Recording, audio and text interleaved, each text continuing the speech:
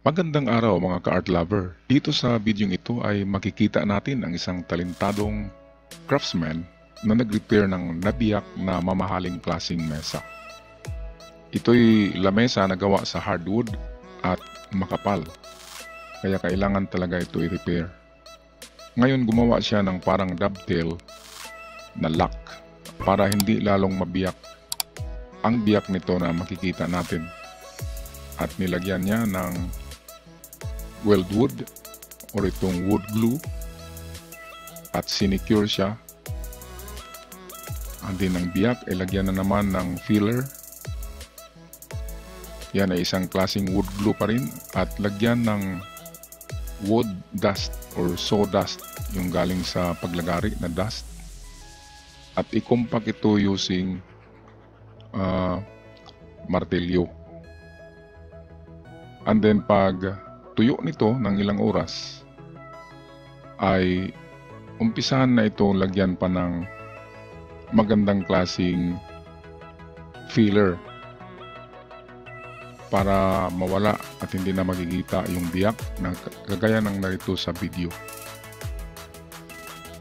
And then patuyuin muli at pagtigas ng filler ay lagyan ito ng coloring na akma sa color ng lamesa. And then lagyan din ito ng texture para magmukha siyang kagaya ng dati na mayroong texture ng kahoy. Napakagaling ng taong ito kasi kopyang-kopya niya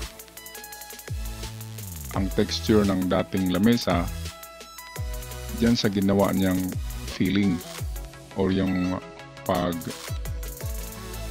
paglagay ng wood glue, at hindi na talaga mahalata na ang lamesa na ito ay merong biyak. Kaya kung kayo ay merong lamesang hardwood, itong mga mamahaling klaseng lamesa na makapal na gawa sa old Nara tree or gawa sa old tree, ay huwag nyong itabi kasi pwedeng ma-repair ng ganitong klaseng pag-repair. Balikan natin, gagawa ng dovetail lock yan, and then lagyan siya ng kahoy din na lock na naka wood glue. Yan yung kulay puti, and then patuyuin. Pagkatapos yung ibabaw naman ang lagyan ng wood glue or filler.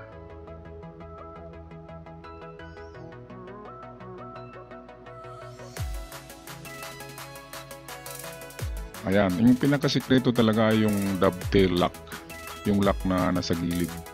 Kasi kung hindi lagyan ng ganun, ay tuluyang mabibiyak ng malaki ang lamesa.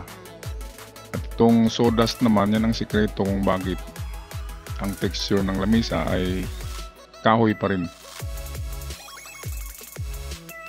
I-compact lang ng mabuti using your martilyo. Gamit ang inyong martilyo, i-compact yung sawdust. Compact. Pukpukin para titigas. And then ito na yung finishing touch. After na maliha, ma-sandpaper, ay lagyan ng kulay at texture na katulad ng sa lamesa. At hanggang dito lang ako mga ka-art lovers. Sana ay meron kayong natutunan kunti tungkol sa pag-repair ng inyong nabibiyak na lamesa. Hanggang sa muli, ako'y magpaalam na. God bless us.